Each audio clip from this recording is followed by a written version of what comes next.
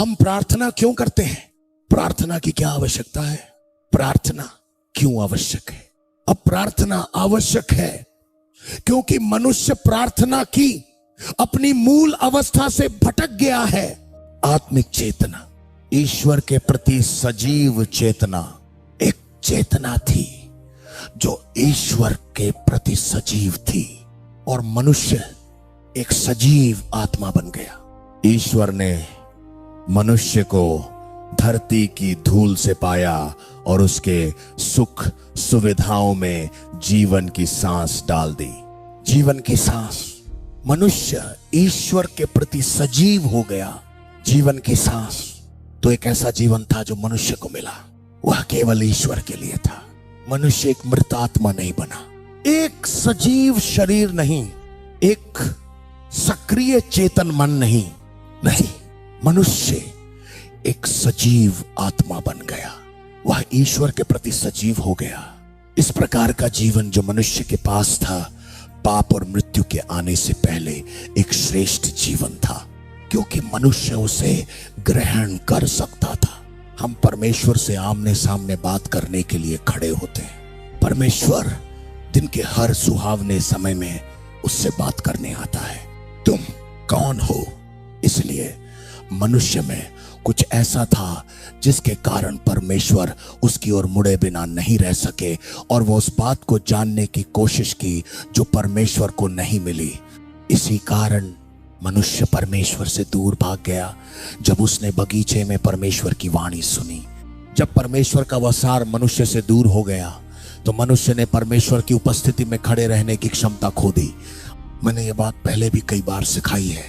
पहली बार मनुष्य ने भय का अनुभव किया। भय क्या है? परमेश्वर की उपस्थिति का अभाव। भय उपस्थिति की अनुपस्थिति है।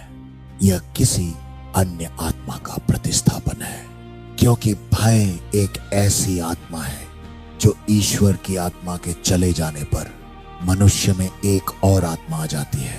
पहली आत्मा जो पवित्र आत्मा के आने पर आती है, वह मनुष्य का व्यक्ति है। अपराध बोध की आत्मा। आदम, हव्वा नहीं। तुम में से जो बाकी लोग प्रतीक्षा कर रहे हो, हव्वा नहीं, आदम।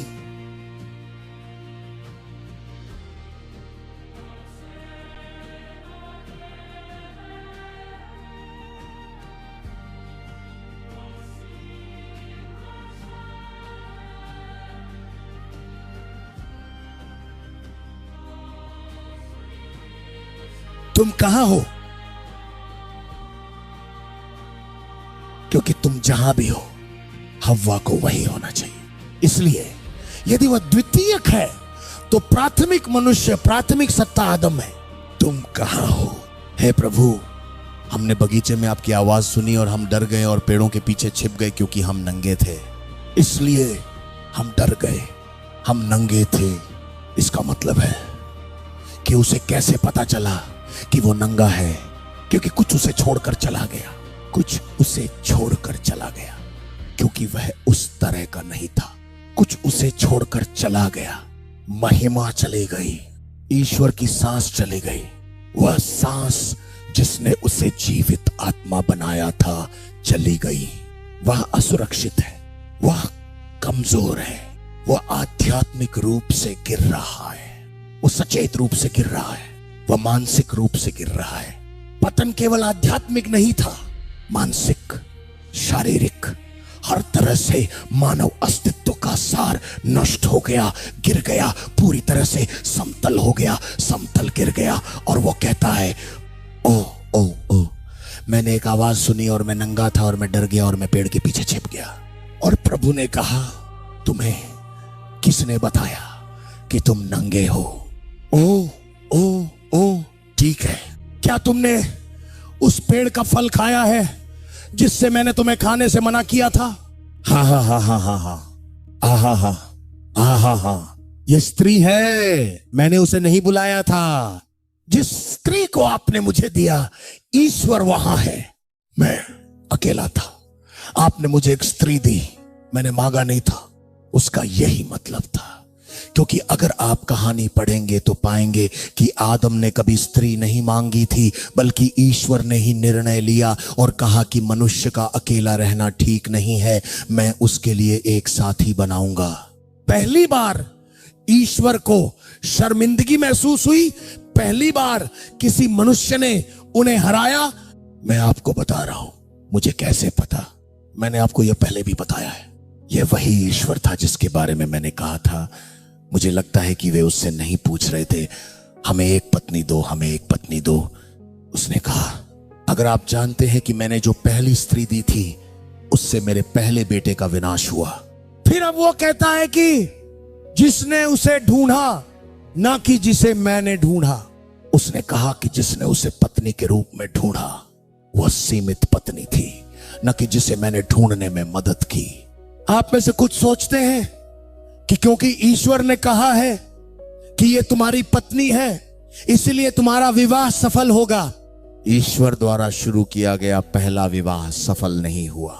स्त्रियां कितनी जटिल हो सकती हैं यह इसी से पता चलता है। ठीक है, ठीक है, ठीक है, कोई बात नहीं, कोई बात नहीं। मुझे पता है कि आप विश्वास नहीं करते। आप जानते हैं, कभी कभी यह धारणा होती है कि यदि यह ईश्वर की इच्छा है तो सब ठीक हो जाएगा। पहले विवाह में ईश्वर ने ही स्त्री को रचा था, ईश्वर ने ही स्त्री को जन्म दिया था, ईश्वर ने ही स्त्री का परिचय पहले पुरुष से कराया था, ईश्वर ने ही विवाह को आशीर्वाद दिया था। फिर भी विवाह सफल नहीं हुआ। क्यों? क्योंकि ईश्वर के वचन के प्रति सचेत प्रतिबद्धता नहीं थी। इसलिए यदि आप 5 वर्षों तक ईश्वर के वचन के प्रति निष्ठावान रहते हैं तो इतने ही समय तक आपके जीवन में ईश्वर की इच्छा प्रबल रहेगी। 6ठे वर्ष से यदि आप भटकना शुरू कर देते हैं तो आपको अंधकार का सामना करना पड़ेगा। यही सत्य है। इसीलिए यह मत कहिए कि यह ईश्वर की इच्छा है और फिर अचानक आप ईश्वर के वचन से भटकना शुरू कर देते हैं, वह भी भटकना शुरू कर देती है। आप दोनों ही डूब जाएंगे। इसलिए निरंतरता आवश्यक है। जब तक आप जीवित रहें, चाहे 10 वर्ष, 20 वर्ष, 40 वर्ष, 100 वर्ष, 30 वर्ष या जितने भी वर्ष आपका विवाह हो, दृढ़ रहें परमेश्वर के वचन में। यही हुआ। मैं परमेश्वर की इच्छा वाली बातों में विश्वास नहीं करता, मैं बस परमेश्वर की इच्छा में निरंतरता चाहता हूं। यही सब कुछ संभव बनाता है, यही सब कुछ ठीक करता है। प्रार्थना करते रहो, प्रयास करते रहो, चर्च आते रहो। हम पिछले सप्ताह से चर्च में हैं। मुझे आराम चाहिए। जैसे अगर आपने आज खाना नहीं खाया तो क्या आपको कभी भोजन, नींद या आराम से आराम मिला है? यह जीवन का हिस्सा है। परमेश्वर का वचन जीवन का हिस्सा है। हमें इसे प्रतिदिन ग्रहण करना चाहिए। हालेलुया। चलो, हालेलुया। आप हर दिन चलते हैं, आप क्यों नहीं छोड़ देते और कहते कि मैं पूरे सप्ताह काम करता रहा हूं? महीने में आप हर दिन काम पर जाते हैं। क्या यह सच है? ठीक है, तो प्रार्थना आपकी आत्मा में मौजूद हर दिव्य सार को सक्रिय करने की कुंजी है। तो हम प्रार्थना क्यों करते हैं? मैं इसे और स्पष्ट करता हूं। मनुष्य परमेश्वर से दूर हो गया। उद्धार के बाद भी मनुष्य को उसके राज्य और उसकी धार्मिकता को खोजने का प्रयास करना चाहिए। ये सभी बातें केवल प्रार्थना के माध्यम से ही संभव है। और बेशक धर्म ग्रंथों का अध्ययन सर्वप्रथम परमेश्वर के राज्य और उसकी धार्मिकता की खोज करो और उन सभी चीजों की भी जो तुम्हें दी जाएंगी। यीशु ने यह बात कही, अपनी आत्मा में धार्मिकता को पोषित करो ताकि तुम धार्मिकता की खोज करो। यीशु ने तुम्हारी आत्मा में उद्धार का वरदान दिया है ताकि तुम कांपते और भय के साथ उस पर चल सको।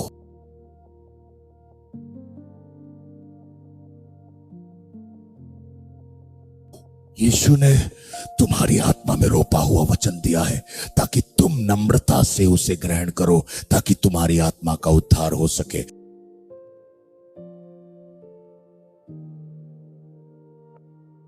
यीशु ने तुम्हारी तुम्हारी आत्मा में परमेश्वर का प्रेम, आत्मा की लालसा, यीशु के प्रेम का जुनून दिया है, ताकि तुम अपनी भावनाओं, अपने स्नेह को परमेश्वर के प्रेम की लालसा, आत्मा की लालसा की आवृत्तियों के साथ संरेखित कर सको, ताकि तुम अपने शरीर को जीवित बलिदान के रूप में, पवित्र और परमेश्वर को स्वीकार्य रूप में प्रस्तुत करो, जो कि तुम्हारी उचित सेवा है, ताकि तुम पीड़ा, अनैतिकता, शरीर के कामों, तुम्हारे अंगों पर विजय प्राप्त कर सको, जो पृथ्वी पर नश्वरता को बढ़ावा देने और तुम्हें परमेश्वर के पवित्र बुलावे में अयोग्य ठहराने की शक्ति रखते हैं। पतरस ने कहा, मेरा मतलब है क्षमा करो। पौलुस ने कहा, मैंने अपना शरीर वश में रखा है, मैं उसे वश में करता हूं, लेकिन अंततः दूसरों को बचाने और दूसरों को उपदेश देने के बाद मैं स्वयं अयोग्य हो जाऊंगा। तो इसका मतलब है कि यदि तुम ऐसा नहीं करते तो परमेश्वर के प्रेम के माध्यम से, अपनी आत्मा की लालसा के माध्यम से आत्मा को ग्रहण करो और शरीर के नुकसान पर विजय प्राप्त करो। यदि आप शारीरिक इच्छाओं के अनुसार जीते हैं तो हम प्रार्थना द्वारा इन वरदानों को कैसे सशक्त बना सकते हैं? क्योंकि प्रार्थना आपकी आध्यात्मिक समझ को तेज करती है, प्रार्थना आपकी शारीरिक लालसाओं को कम करती है। प्रार्थना करते समय आप अपने जीवन में ईश्वर के विरुद्ध किसी भी चीज पर दबाव डालते हैं, उसे वश में करते हैं और उसके विरुद्ध कामते हैं। इसीलिए हमें प्रार्थना करने, अधिक प्रार्थना करने के लिए बुलाया गया।